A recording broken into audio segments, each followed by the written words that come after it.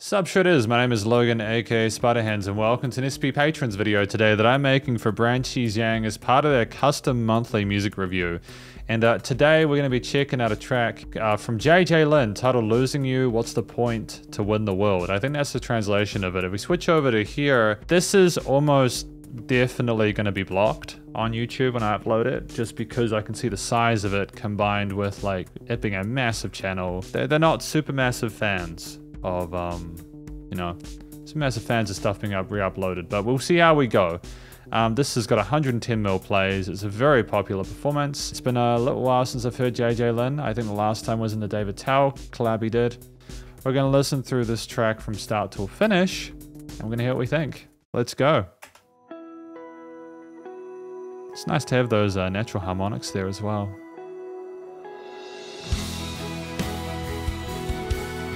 It's great.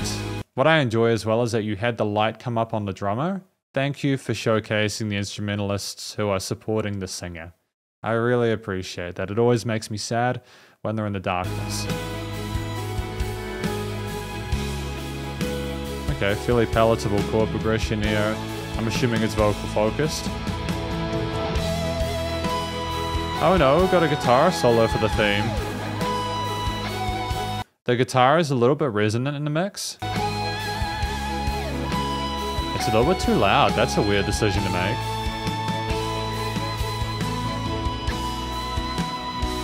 Yeah. Aside from the guitar though, it's pretty good.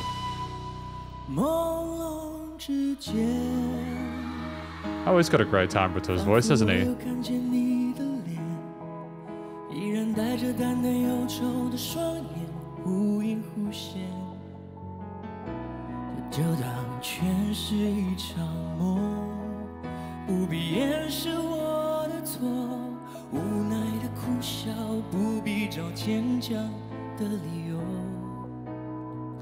like the really subtle sequencer in the background.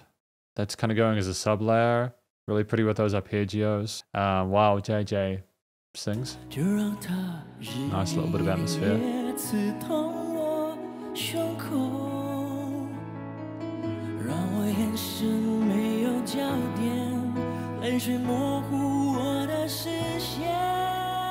Yeah, fairly sort of traditional sort of progression there.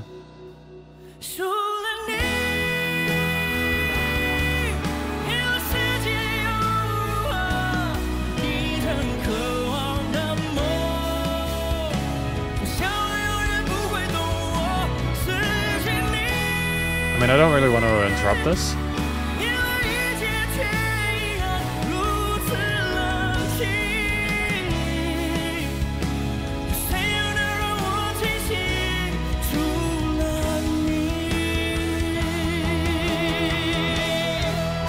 Great, cool. Really competent performance there. Nice dynamic range. Really comfortable in his chest voice there. Maybe a little bit of head voice occasionally. Great vibrato technique. A little bit of ornamentation, the semitonal shifts there with the legato. It's cool, you know, great phrasing. I'm really happy with his vocal performance. How do I say this without sounding really pretentious? It surprises me when people, they are amazed that a singer can sing this well. How do they think that this musician got to this point in the first place? He's clearly incredible, but it's just, I don't know. I suppose I expect JJ Lin to be this good because I've heard him before. So I feel kind of like pretending that I'm blown away or surprised by how good he is disingenuous. I suppose, to be fair, a lot of the time nowadays people can sort of do stuff to their vocals in post-production to make it sound better. But I can see here that JJ Lin is exhibiting great vocal technique, and it just seems like he's really comfortable, and so he should be of a musician of his caliber. Again, that is not to say I dislike the performance. I think he's doing fantastically. I just feel a little bit self-conscious because I'm not as excited as everyone else. I can't help but feel like people overhype these performances.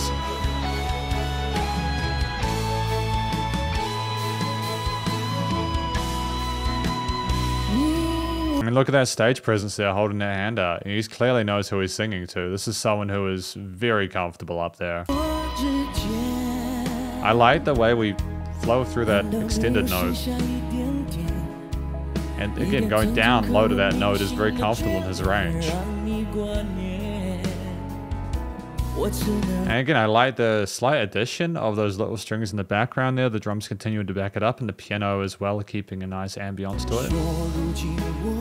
Okay, some staccato strings. There's a kind of a contrast to his legato performance here.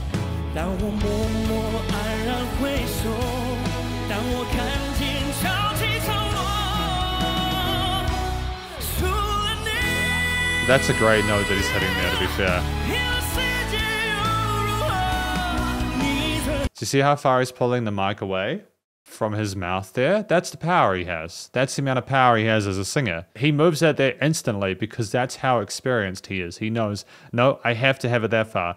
Because a lot of sort of beginner to intermediate vocalists might just assume that because there's like a compressor on the live desk that even if they get that close, no, you're going to screw the preamp. You've got to, it's these little bits of nuance there within the actual behavior of the singer that really elevate it.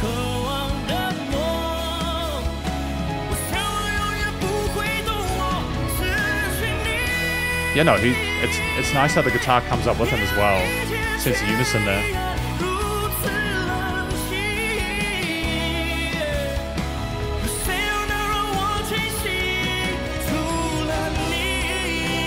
Okay, great choice here.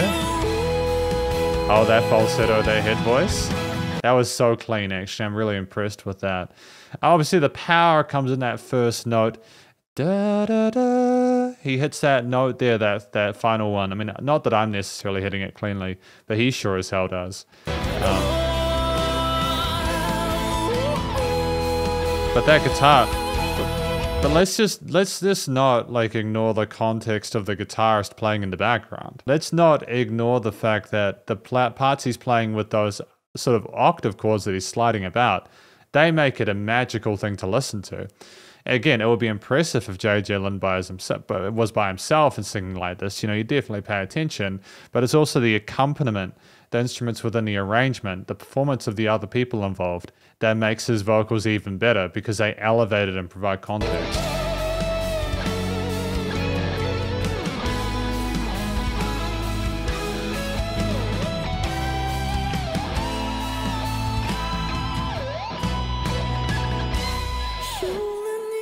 Good job. That was a really short, punchy little guitar solo. I'm not upset about it.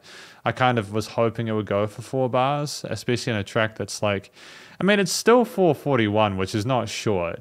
It doesn't feel like it's been 3:45, don't get me wrong, but...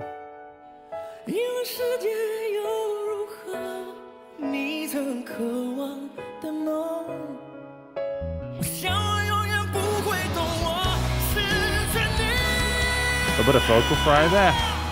Great. Yeah, that was dope. That was a good one.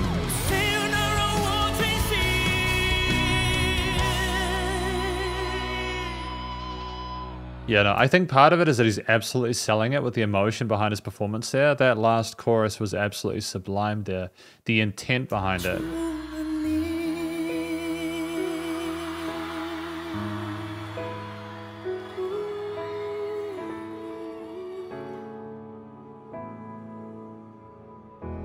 I mean, it was a damn near flawless vocal performance, like technically.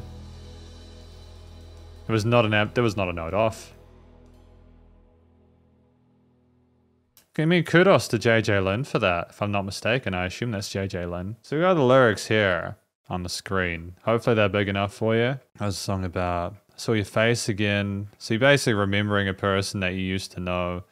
Letting it prick my heart every night and day. Tears just blur my vision. So it's a love song. It's a song of someone you've lost, right? Losing you, winning everything, but still feeling lonely. Yeah, so you get everything you want in life except the one thing you can't have, right? What's the point to win the world, dream you of a crave of? I think I'll never figure myself. Okay, I mean, that's fairly easy to understand. I can understand why it's so popular. I think a lot of people will be able to relate to like a song about succeeding in life potentially, or succeeding in your goals and ambitions, but like missing out on the people along the way. because this is the conclusion of my review for Brandon or BranSi0730 ZHANG of a track by JJ Lin, hang on, titled Losing You, What's the Point to Win the World. I think that's the rough translation of it. I am thankful to BranSi0730 ZHANG for those lyrics, by the way, for sending me the link to them. What do I think this song is about? Well, I mean, I've already spoken about it in the lyrics section, haven't I? I think it's about a person who's missing the one thing they don't have in their life after getting everything else. What's the point of succeeding if you can't have that person next to you? I think it's a beautiful thing. Again, there's an audience for that. The story is fairly simple and easy to understand. The vocal performance was I want to say astounding, but then again, I'm familiar with at this point with how JJ Lin sings. I don't have any complaints whatsoever about his performance. Great chest voice, phenomenal vocal technique, nice use of legato and sort of staccato stuff like that. The transitions and little bits of extra ornamentation with the melodic tails and stuff like that were great. He emoted incredibly well throughout his performance there.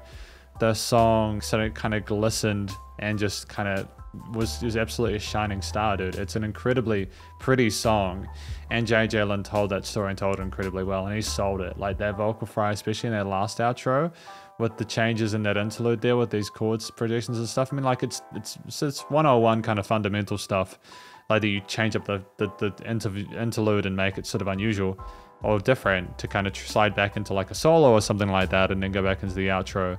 But also I still think it's great. It's still great. It's still well done, and you don't need to over egg it, or like, so you don't need to reinvent the wheel. If it works, it works. Keep it. Just make it your own.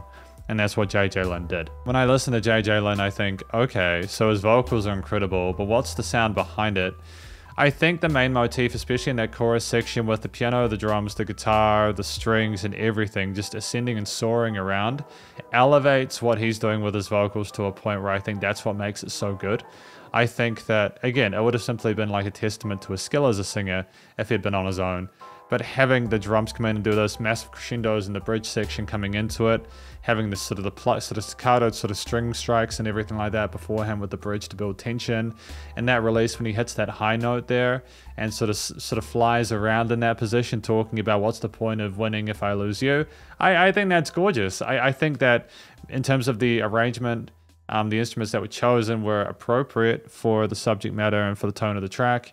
In terms of the actual structure of itself, you know, you had like verse, bridge, chorus a couple of times with an interlude, and then like the outro part, which was nice and huge, and you had a little bit of sort of extra more oomph in that last bit. It's just great stuff, man. Like, again, like it's a thorough sort of understanding of music theory and composition. It's followed on with great implementation, a really colorful overall sort of progression and harmony. There's some interesting decisions key-wise in that interlude section.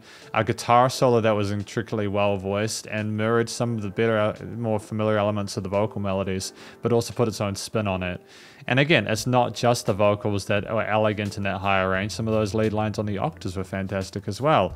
It kind of sounded really soothing, and kind of, there was a sense of sadness to it.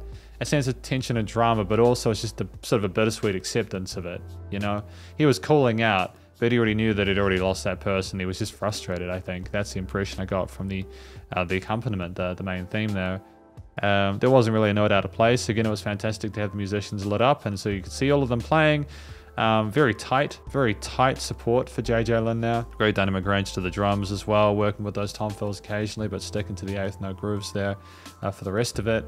And you know, like the little breaks and stuff and little sort of lead guitar bits, and again the strings kind of built in more, you know, but we had the sequencer in that first verse that was a little bit more sort of space in the overall sort of like mix, but like later on we added more and developed it carefully. And as well as piano and stuff like that came in. It was just gorgeous, you know? It was enough. It was enough. We didn't need to put any more instruments in here. We didn't need to play any more notes, or we definitely didn't want to put any less notes in here. And I can understand why this track has got this video's got 110 million plays, because it's an incredible video and it shows JJ Lin at his best. The production, recording, mixing, and mastering was fine. There was only one thing I didn't like necessarily, and that was just the lead guitar at the start was a little bit too loud for me. I think it was a little bit too resonant on that right side of the stereo field.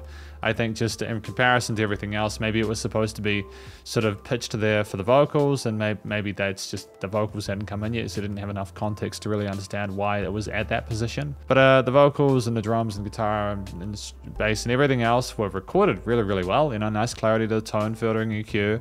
and was nice and full sounding, no issues outside of what I mentioned with leak typing, a little bit too present with the leveling. No weird resonant frequencies in the frequency spectrum. It was nice and wide in the stereo field. It was a thoroughly sort of organic live performance there. I didn't hear a whole lot of manipulation of JJ Lin's vocals or anything like that. He can just sing really well, and the rest of the instruments sound like they played their tunes to the T.